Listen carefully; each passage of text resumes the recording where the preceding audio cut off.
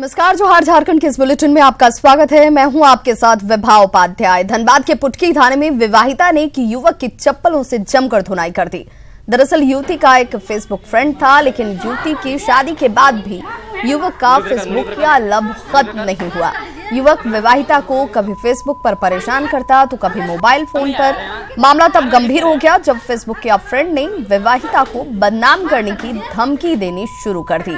Video viral करने की बात कहकर आरोपी युवक विवाहिता को परेशान करने लगा और इस बात की जानकारी विवाहिता ने अपने पति को दी। पति पत्नी पुटकी थाने पहुंचे और मामले की शिकायत दर्ज कराई गई। आरोपी फेसबुक फ्रेंड को थाने बुलाया गया और फिर विवाहिता ने थाने में देखते ही देखते चप्पलों से उसकी जमकर धुनाई कर दी। फेसबुक या लव माफी मांगता रहा, लेकिन विवाहिता ने चप्पलों की बौछार नहीं छोड़ी। फेसबुक फ्रेंड ने पुलिस की मौजूदगी में माफी मांगी, जिसके बाद विवाहिता ने शिकायत वापस ली और पुलिस ने आरोपी को चेतावनी देकर छोड़ दिया। और सहयोगी अभिषेक हमारे साथ इस वक्त फोनलाइन पर जुड़ चुके हैं। अभिषेक, इन घटनाओं को देखकर यही लगता है कि सतर्कता दोनों तरफ से बरती जानी चाहिए थी। जी बिल्कुल सही कहा विभाग कि ये मामला सोशल मीडिया के दुरुपयोग से जुड़ा हुआ है पूरी तरह से। और ये बात भी सही है कि जो विवाहिता है उसकी जिंदगी, उसकी शादीशुदा जिंदगी में एक व्यक्ति जो है वो किस तरह से उसको परेशान कर रहा है और उसकी एक अच्छी खासी जिंदगी में खलल डाल रहा है।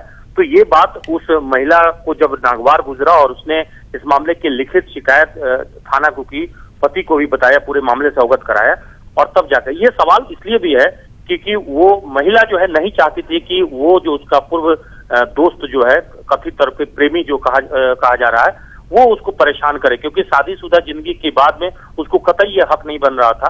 बावजूद वो परेशान कर रहा था, उसे धमकी दे रहा था, एक तरह से ब्लैकमेल कर रहा था। वो ये महिला जब देखी कि ये मामला बहुत ज्यादा तूल पकड़ते जा रहा है और सर से ऊपर जा रहा है, तो उसने इस मामले की शिकायत भी की। और जब वो थाने में उसे बुलाया गया और पुलिस के सामने ही उसने, अभिषेक, ये युवक धनबाद का ही है? जी बिल्कुल, ये धनबाद का ही युवक है और लगातार उसे परेशान कर रहा था। तो उस शादीशुदा महिला ने अपने पति के सहयोग से थाने में ही उस युवक को बुलाया गया और उसे बताया गया कि ये आईटी एक्ट के तहत ये पूरी तरह से उसके खिलाफ कानूनी मामला बनता है। हालांकि वो महिला इतनी गुस्से में थी कि पुलिस के सामने ही उसकी पूरी तरह से खबर ली, चप्पलों से जमकर उसकी पिटाई की और एक तरह से कहें कि उसे अपमानजनक ही नहीं किया, बल्कि पुलिस के सामने उसे माफी मांगना पड़ा। और अंततोगत्वा अगली बार ऐसी हरकत नहीं करने की जब उसने ये प्रॉमिस की, उसके बाद उसे थाने से छोड़ा गया है, शिकायत वापस ले ली गई है। लेकिन एक बात तय है कि इस तरह शादीशुदा जिंदगी में अगर कोई इस तरह की दखल देता है या महिलाओं को तंग करता है तो ऐसी घटनाएं सामने आती है, जैसा कि ये प्रेमी जबरन प्रेम करने की ढोंग कर रहा था और बार बार उस शादीशुदा महिला को परेशान कर रहा था। चलिए, बहुत बहुत शुक्रिया अभिषेक इस तमाम जानकारी के लिए। नक्सलियों के खिलाफ बोकारो पुलिस को एक सप्ताह के भीतर दूसरी बड़ी सफलता मिली है। 29 मई को एनआईए, सीआरपीएफ और जिला बल की संयुक्त टीम ने नक्सली जोनल कमेटी सदस्य महावीर मांझी उर्फ चार्ली की निशानदेही पर जगेश्वर बिहार थाना क्षेत्र के लूकू पहाड़ से हथियारों का जखीरा बरामद किया था। और आज एक बार फिर सीआरपीएफ और जिला पुलिस के संयुक्त सर्च अभियान में सुबह अमन गांव में गड्ढे में छिपाकर रखे गए बक्से से हथियारों और विस्फोटकों के जखीरे को बरामद किया गया।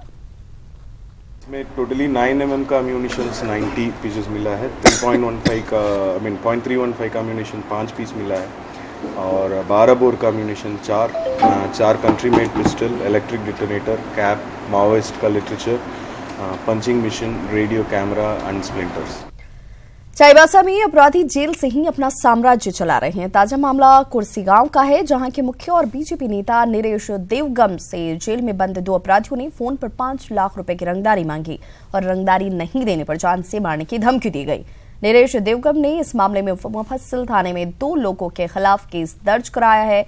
पीड़ित मुखिया और बीजेपी नेता नरेश देवगम बीजेपी प्रवक्ता जेपी तुबिद के काफी करीबी हैं। पीड़ित मुखिया ने बताया कि उनके मोबाइल पर एक कॉल आया और दूसरे नंबर से संपर्क कर 5 लाख की रंगदारी की मांग की गई।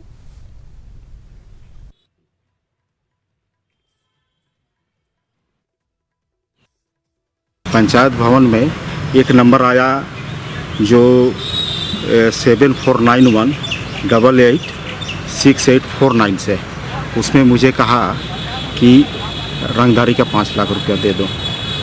तो मैंने उसमें उतना समझ में नहीं आया, लेकिन दोबारा फिर दूसरा दिन 23 तारीख को उसने ठीक 12 साढ़े 12 के करीब वो मुझे फ़ोन किया कि कोई आदमी को भेज रहे हैं, नंबर भी दिया। वो नंबर है 9523474739। उसमें ये नंबर दिया और कहा कि इस नंबर पर संपर्क कीजिए और हमारा आदमी जाएगा, उसको रंगदारी का 5 लाख रुपया दे दीजिए। मामला दर्ज कर लिया है और अनुसंधान में पता चला कि ये दोनों जेल में हैं और जेल से ही कॉल कर रहे हैं मोबाइल के द्वारा ही। इसमें हम लोगों ने कांड दर्ज करके आगे की कार्रवाई कर रहे हैं अभी हम लोग। धनबाद में सिंदरी गौशाला रोड पर चलती मारुति वैन में आग लग गई, जिसके बाद ड्राइवर ने वैन को सड़क किनारे खड़ा कर दिया। फिलहाल आग किन वजहों से लगी इसका पता नहीं चल सका है। स्थानीय लोगों ने जैसे तैसे आग पर काबू पाया और बाद में फायर ब्रिगेड की टीम मौके पर पहुंची और तब तक वैन जो है वो जलकर खाक हो चुकी थी।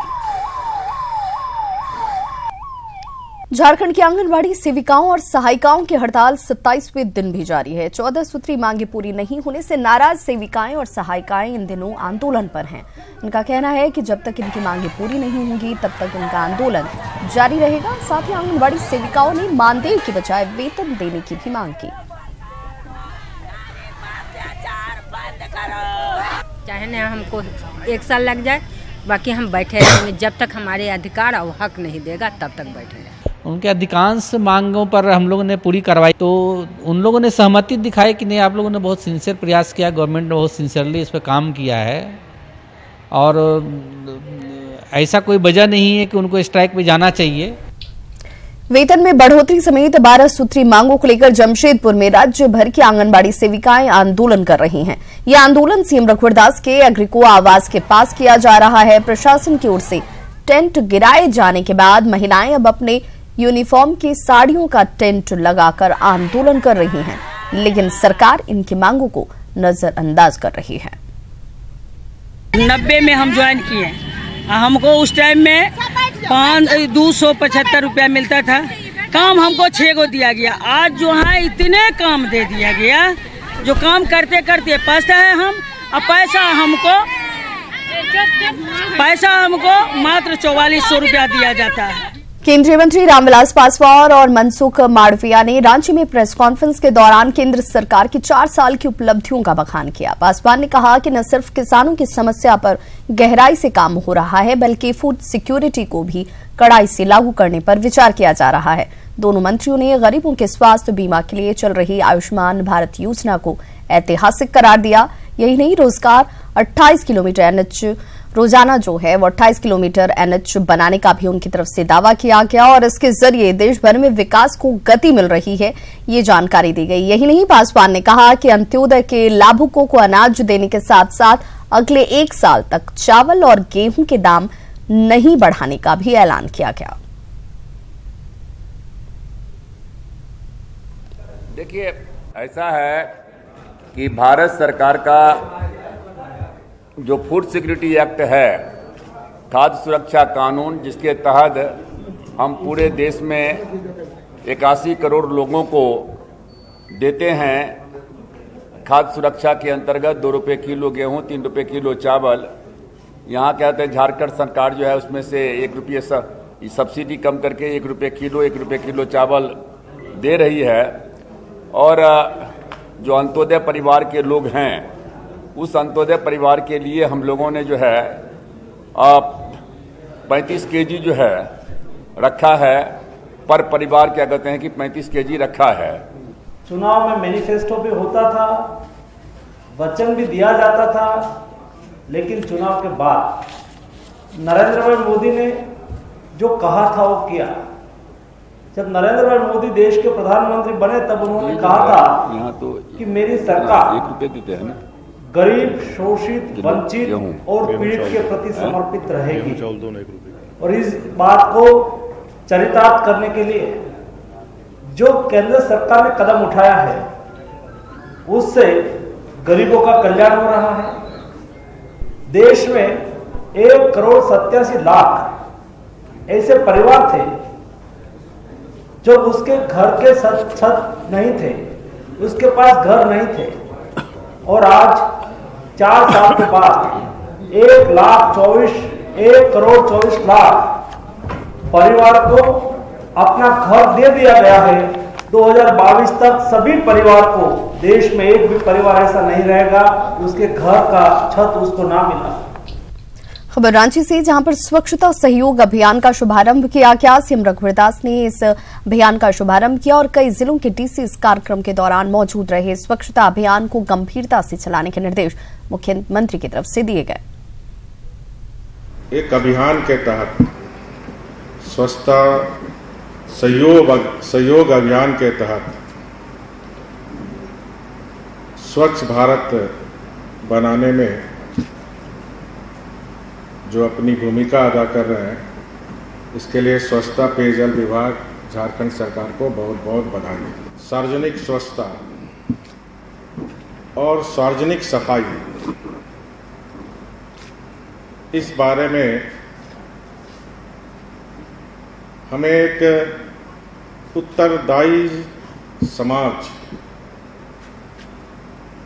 की भूमिका के रूप में हम सबको अपनी जिम्मेदारी निभानी है। धनबाद के निरसा स्थित ईसीएल की गोपीनाथपुर कोयलरी में चाल धंसने से आधा दर्जन ग्रामीणों के दबे होने की खबर आ रही है। निरसा पुलिस ने घटनास्थल का जायजा लिया, जबकि ईसीएल का कोई अधिकारी घटनास्थल पर नहीं पहुंचा है। हालांकि घटना की आधिकारिक पुष्टि नहीं हो सकी है। गौरतलब है कि अवैध खनन रोकने की मांग कई बार की जा चुकी है, लेकिन अब तक कोई कार्रवाई इस दिशा में नहीं हुई। स्थानीय मिली भगत से, यहाँ के प्रशासनिक पद जो सुरक्षा में लगे रहते हैं, उसका मिली भगत से खदान में बहुत लोगों को घुसा दिया जाता है। अनगिनत होगा इसका कोई, अगर इसको निकाला जाए, कोड़ के निकाला जाए तो ये प्रमाणित हो जाएगा कि कितने लोग यहाँ मरे। भीषण गर्मी के बीच रांची का जोन्हा फॉल सूखने के कगार पर है। ऐसे में पर्यटकों की संख्या यहां पर घट रही है। देखिए हमारी ये रिपोर्ट। गर्मी का कहर न सिर्फ शहरी क्षेत्र में बल्कि ताल तलैया और जंगली क्षेत्र में भी देखने को मिल रहा है। आप देख सकते हैं, मैं अभी जोन्हा फॉल के पास खड़ा हूं। ये अमूमन जब बरसात का समय होता है या पूर्व की अगर हम बात करें तो यहाँ पूरी पानी यहाँ भरी हुई होती है। ऊपर से जो फॉल गिर रहा होता है उसमें काफ़ी ज़्यादा पानी गिरता है, लेकिन अभी जो है स्थिति यह है कि बहुत थोड़ा पानी आ रहा है। वो भी स्थानीय लोग बता रहे हैं कि अभी पिछले 2 दिनों से जो हल्की फुल्की बारिश हुई है उसकी वजह से यह पानी आ रहा है।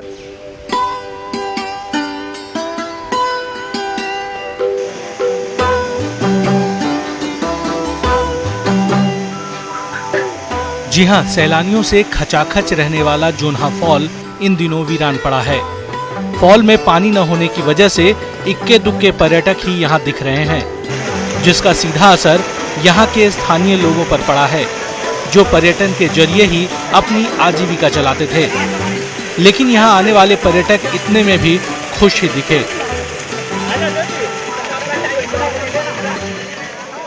ये तो यहाँ अभी गर्मी है, इसलिए अभी थोड़ा कमती आदमी आ रहा है। सीजन में बहुत आता है आदमी। यहाँ एक फॉल्स हो रही है, वो बहुत ही सुंदर है और पास में बहुत ही सुंदर सुंदर पहाड़ी है, उसमें बहुत अच्छे अच्छे पेड़ हैं। भले ही मौसम प्रतिकूल है और फॉल में पानी भी नहीं, लेकिन सैलानियों की माने तो जो कुछ भी दिख रहा है वो भी कम खूबसूरत नहीं। देखिए पहली बार आए, अच्छा तो बहुत लग रहा है। अभी पानी है नहीं तो इतना मज़ा आ रहा है, पानी होगा तो फिर उस टाइम में आएंगे, इससे ज़्यादा मज़ा आएगा। जैसे कि पिकनिक मनाने के लिए मतलब स्पॉट बहुत अच्छा है, यहाँ आ सकते हैं, हम लोग घूम फिर सकते हैं, फिर अपना फैमिली के साथ एंजॉय कर सकते हैं। अच्छा स्पॉट है। अभी तो पानी कम है, यहाँ का लोग बताते हैं कि पूरा पहाड़ी पानी गिरता है, लेकिन अभी तो पानी कम है, उस तरह के पानी नहीं है अभी। हाँ बिल्कुल आना चाहेंगे।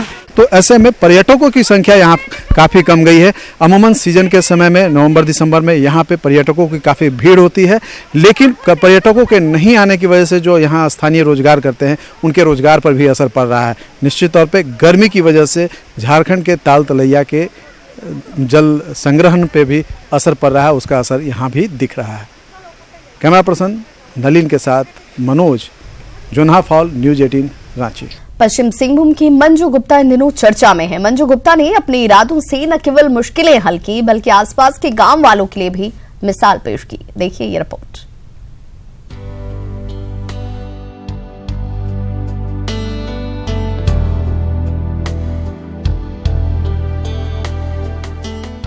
इरादे अगर मजबूत हों तो कामयाबी जरूर मिलती है। इस कहावत को चाईबासा की मंजू गुप्ता ने सच कर दिखाया है। आदिवासी बहुल्य पश्चिम सिंहभूम में मंजू ने वैसे धंधे में सफलता हासिल कर दिखाया है जिसमें आम तौर पर पुरुषों का वर्चस्व माना जाता है। कभी शुद्ध दूध के लिए भटकने वाली मंजू आज गौ पालन कर दूसरी महिलाओं के लिए प्रेरणा का स्रोत बनी हुई है। बच्चों के लिए दूध लाने जाते थे तो दूध अच्छा मिलता नहीं था, तो मतलब बहुत परेशान हो गए दूध के लिए। तो मतलब मेरे पास जगह भी थोड़ा बहुत है, तो अब मतलब दिमाग में आया कि चलो कम से कम एक गाय रख ले तो घर में दूध पीने के लिए बच्चों लोग को दूध अच्छा मिल सकता है।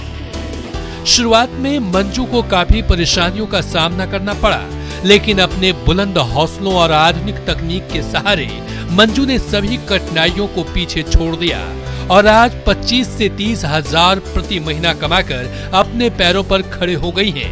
मंजू अपने डेयरी फार्म की सही गुणवत्ता के लिए इजराइल की तकनीक को इस्तेमाल कर रही हैं, जिसमें दूध दूहने के लिए मशीनों का इस्तेमाल और पशुओं के चारे के लिए हाइड्रोपोनिक्स तकनीकी का सहारा लिया जा रहा है। हाइड्रोपोनिक विधि है, एक सिस्टम है, उसके द्वारा में इसमें चारा को उगाया जाता है। ये गाय के लिए बहुत ही पौष्टिक है। ये तो आदमी भी खा सकता है, जैसे गेहूं का अंकुर आकर के बहुत सारे बीमारी में लोग खाते हैं। बहरहाल केंद्र और राज्य सरकार जहां महिलाओं को स्वावलंबन के लिए लगातार प्रयास कर रही है, ऐसे में बिना किसी सरकारी मदद के मंजू ने जो कामयाबी हासिल की है वो काबिले तारीफ है। उपेंद्र कुमार गुप्ता, न्यूज 18 चाईबासा। तो इस बुलेटिन में बस इतना ही। नमस्कार।